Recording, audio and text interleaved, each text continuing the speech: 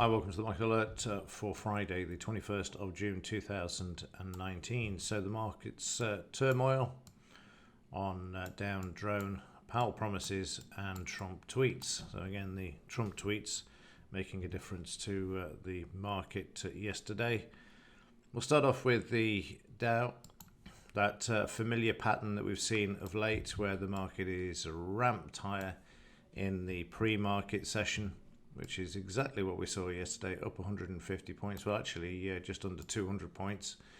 And then the battle as the cash market opened. We had a sell signal, the market trading lower, came back off the 200 bar moving average there, and then failed. Weakness came in. This is a Trump tweet, hubris on his part about going to war with Iran, and then retracting it, and the market moving higher. You couldn't make this stuff up. You really couldn't make it up. That the market can move on such nonsense. It really is. But anyway, they wanted the market up. We see the selling there at the top. That's it for this current move. Does it mean it's not going higher? Absolutely not. But at the moment, on the overnight prices through the 200 bar moving average and through the DP area, but just coming back to this now. So watch the 200 bar moving average in the pre-market session. And the reason I'm saying this is if we go to the daily charts, you'll see we're already through the recent high we've got here of 26,708. So just move that out of the way. And we need to see the market back above this level in order to move higher. And if we look at the weekly charts, you'll see how close we are to the all-time high. The S&P intraday yesterday made a new all-time high, but the Dow at the moment hasn't. Noticed the drop-off in volume here as well. There's a market is being levitated for sure. So yeah, that's about it for the Dow. It's the same pattern, very familiar pattern. Ramp it before the close as well. But certainly this first half an hour where we see the battle in these markets. What have we got that could move the markets today? Any central bankers out? No, apart from Brainard, which wouldn't really make a lot of difference. But at the moment, the market trying to price in a rate cut for July. I mean, it just shows you that they've got it all wrong once more. If they're going to reduce rates when the stock market's at the all-time highs, I mean, this is just sheer lunacy, but there you go.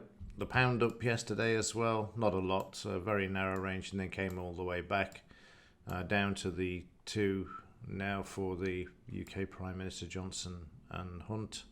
But the market not doing a lot, and I think that's today. I've not really been paying a lot of attention to it, to be perfectly honest with you. There's not enough volatility in this market at the moment. There may be if Johnson gets in, but we'll just have to wait and see what happens there. And meanwhile, Bitcoin yesterday, the market moving back to the upside once more, taking out the 94.96 that we looked at the day before, and driving prices higher on the overnight as well, which you can see here. If we look in more detail, you'll see that we took out with new buying, took out the resistance and moved higher. And yesterday in the 15-minute chart as well, we can just bring this and do this just so you can see. Market trading down, didn't quite get to the 200 bar moving average, but found support, moved higher, then pulled back, and then say most of the move really came on the overnight market there. You can see prices have continued to move higher, and a bit of interest there on the buy side at the moment as well. In the other news, the implied volatility 1222. This, I would imagine, moved high yesterday with the increase in volatility in the market. 1269, yeah, so no surprise there.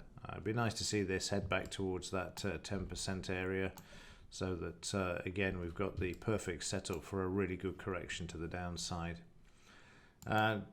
DB yesterday, Deutsche Bank yesterday still above the 200 bar moving average, came back below it, is holding there at the moment, but plenty of time for it to make its way down to the 640 there.